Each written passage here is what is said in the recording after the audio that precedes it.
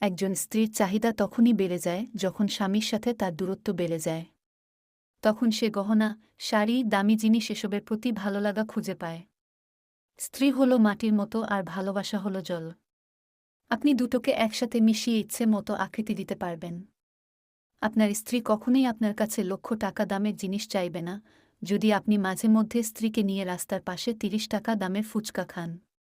আপনার স্ত্রী কখনোই আপনাকে বলবে না, আমাকে দামি গাড়ি কিনে দাও, যদি আপনি মাঝে মধ্যে স্ত্রীকে নিয়ে হুট খোলা রিকশায় এই শহরটা একটু ঘুরে বেড়ান। পুরো সংসারের কাজ করার পরেও আপনার স্ত্রী বলবে না, আমার কষ্ট হচ্ছে। যদি আপনি আপনার স্ত্রীকে ভালোবেসে কপালে একটা চুমু খান, তার কাজে একটু হাত বাড়ান এবং বলেন, সারাদিন অনেক করেছ। ভালোবাসা তো শুধু দামি জিনিসের মধ্যেই লুকিয়ে থাকে না। মাঝে মধ্যে ভালোবাসা ১৫ টাকা দামের গোলাপ আর রাস্তার পাশে বিক্রি হওয়া ৩০ টাকা দামের কাচের চুড়ির মধ্যেও লুকিয়ে থাকে। কেয়ার থাকলে সংসার যুদ্ধক্ষেত্র না হয়ে হবে স্বর্গ। তাই নিজের স্ত্রীকে উত্তম ভালোবাসাটা দিন।